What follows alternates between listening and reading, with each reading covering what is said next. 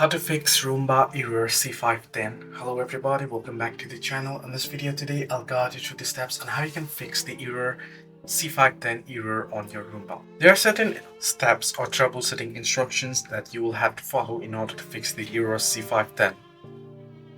Well, first things first, you want to make sure your robot has a stable charging connection. The metal charging contacts on the charging station and the bottom of your robot should be lined up. Now your robot will display a solid white light when it first starts charging, right? And next you want to make sure the Wi-Fi network your robot is using is connected to the internet. You can do this by checking if your other devices on the same network can access the internet. This will also verify that your robot is connected to the correct Wi-Fi network.